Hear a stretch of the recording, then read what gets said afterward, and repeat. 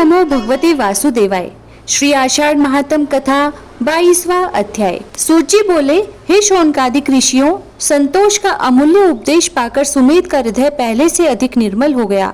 अगले दिन ब्रह्म मुहूर्त में महर्षि वेदांत उसे आश्रम के मध्य स्थित श्री तुलसी वृंदावन के समीप ले गए। रात्रि की वर्षा के कारण तुलसी के पत्तों पर ओस की बूंदें मोतियों की भांति चमक रही थी। मंद समीर के साथ तुलसी की सुगंध पूरे आश्रम को पवित्र कर रही थी।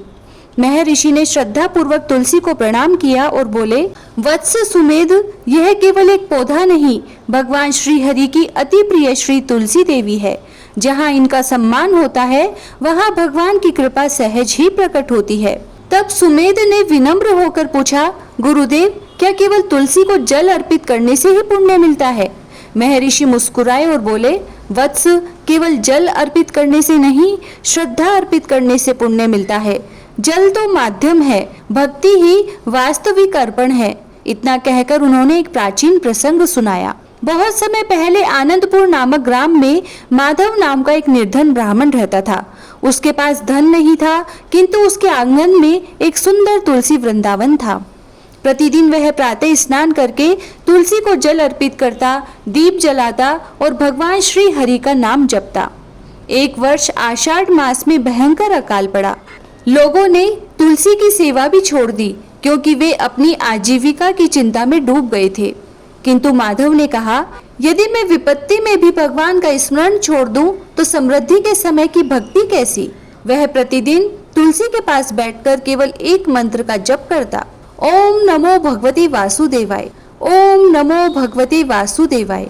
कुछ ही दिनों बाद एक वृद्ध सन्यासी उसके द्वार पर आए। माधव ने अपने घर का अंतिम अन्न भी उन्हें श्रद्धा से अर्पित कर दिया। तब सन्यासी ने प्रसन्न होकर कहा, वत्स, जिसने तुलसी, अतिथि और भगवान तीनों का सम्मान किया, उसके घर से कृपा कभी दूर नहीं रहती। इतना कहकर वे चले गए। अगले दिन गांव में वर्षा हुई, खेतों में हरियाली लौट आई। लोगों ने इसे केवल वर्षा कहा, पर माधव ने उसे भगवान का प्रसाद माना। महर्षि वेदांत बोले, वत्स, यह मत समझना कि तुलसी केवल सुख देने के लिए है। तुलसी मनुष्य को विपत्ति में भी भगवान पर अटूट विश्वास रखना सिखाती है। फिर उन्होंने श्रद्धा पूर्वक कहा, भगवान भक्त के प्रेम से इतने प्रसन्न होते हैं कि श्रद्धा से अर्पित एक तुलसी दल और थोड़ा सा जल भी उन्हें प्रिय हो जाता है। सुमेध ने तुलसी के चरणों में प्रणाम किया और संकल्प लिया, आज से मैं प्रतिदिन तुलसी की सेवा करूंगा और कभी भी भक्ति को परिस्थितियों के अनुसार नहीं बदलूंगा। महर्षि ने राजा धर्मवीर से कहा, राजन, जिस राज्य के प्रत्येक घर में तुलसी का सम्मान होगा, वहां धर्म, शांति और समृद्धि स्वयं निवास करेंगे। राजा ने उसी दिन घोषणा की, आषाढ़ और चातुर्मास के प्रत्येक पक्ष में राजकीय तुलसी पूजन और हरिनाम संकीर्तन का आयोजन किया जाएगा, जिससे प्रजा में भक्ति का भाव बढ़े। सभा में उपस्थित सभी लोगों ने एक स्वर से भगवान श्री हरि का कीर्तन किया। सूत जी कहते हैं, हे शौनकादिक ऋषियों, तुलसी की महिमा सुनकर सुमेध का हृदय भक्ति से भर गया। किंतु महर्षि वेदांत जानते थे कि केवल पूजा ही पर्याप्त नहीं, भूखे को अन्न देना भी भगवान की सेवा है। अतः अगले दिन वे सुमेध को एक ऐसे स्थान पर ले गए जहां एक साधारण अन्नदान ने एक परिवार का ही नहीं, अनेक लोगों का जीवन बदल दिया। हे मुनि श्रेष्ठों, अगले अध्याय में मैं अन्नदान महादान का पावन प्रसंग सुनाऊंगा। इति श्री आषाढ़ महात्म में 22वां अध्याय समाप्त। जय श्री राधे। ओम नमो भगवते वासुदेवाय। श्री आषाढ़ महात्म कथा 23वां अध्याय। सूर्य बोले, हे शौनकादिक ऋषियों, तुलसी सेवा का पावन रहस्य सुनकर सुमेध का हृदय भक्ति से भर उठा। अगले दिन ब्रह्म मुहूर्त में महर्षि वेदांत ने उसे अपने समीप बुलाया और बोले, वत्स, आज मैं तुम्हें ऐसा धर्म बताऊंगा जो भूखे के आंसू पोंछ देता है और जिसका फल देवता भी सराहते हैं। वह है अन्नदान। इतना कहकर दोनों आश्रम से निकले। वर्षा के कारण वन के मार्ग कोमल हो गए थे। पक्षियों का मधुर कलरव वातावरण को आनंदमय बना रहा था। कुछ दूर चलने पर उन्होंने देखा कि एक वृद्धा अपने 2 छोटे पोत्रों के साथ वृक्ष के नीचे बैठी है। तीनों अत्यंत दुर्बल दिखाई दे रहे हैं। सुमेध ने आगे बढ़कर पूछा, माता, आप यहाँ इस वर्षा में क्यों बैठी है?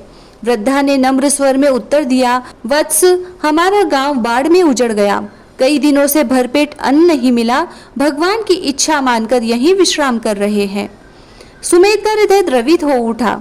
उसके पास उस दिन गुरु के लिए रखा हुआ थोड़ा सा भोजन था। क्षण भर के लिए उसके मन में विचार आया, यदि ये भोजन दे दूं तो गुरुदेव क्या ग्रहण करेंगे। तब महर्षि वेदांत उसके मन का भाव समझ गए। वे मुस्कुराकर बोले, वत्स, आज भगवान तुम्हारी परीक्षा नहीं ले रहे हैं, तुम्हें अवसर दे रहे हैं। इतना सुनते ही सुमेध ने बिना संकोच अपना समस्त भोजन उस वृद्धा और बच्चों को अर्पित कर दिया। तीनों ने श्रद्धा से भगवान का नाम लेकर भोजन ग्रहण किया। उनके मुख पर जो संतोष दिखाई दिया, उसे देखकर सुमेध के हृदय में ऐसी शांति का अनुभव हुआ जैसा उसने पहले कभी नहीं किया था। महर्षि वेदांत बोले, स्मरण रखो वत्स, भूखे को दिया गया अन्न केवल उसके शरीर को नहीं, उसके जीवन के विश्वास को भी सहारा देता है। यही कारण है कि हमारे ऋषियों ने अन्नदान को महादान कहा है। फिर उन्होंने एक श्लोक सुनाया, अन्नदानम परम दानम विद्याता नमत परमः है, अन्नेन क्षणिका तृप्ति है विद्या जीवनम शुभत। और आगे बोले, किंतु जब अन्नदान में करुणा, विनम्रता और भगवान का स्मरण जुड़ जाए तब वह साधना बन जाता है। सुमेध ने विनम्र होकर पूछा, गुरुदेव, यदि किसी के पास बहुत थोड़ा अन्न हो तब भी क्या दान करना चाहिए। महर्षि ने उत्तर दिया, दान वस्तु का नहीं हृदय का होता है।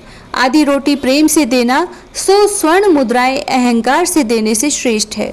सुमेध ने उसी क्षण संकल्प लिया, जब तक यह चातुर्मास रहेगा मेरे द्वार से कोई भी भूखा वापस नहीं जाएगा।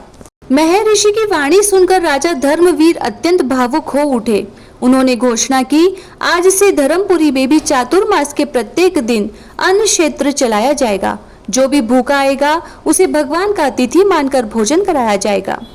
धनपाल ने प्रणाम कर कहा, महाराज, इस सेवा का प्रथम दायित्व मुझे दीजिए।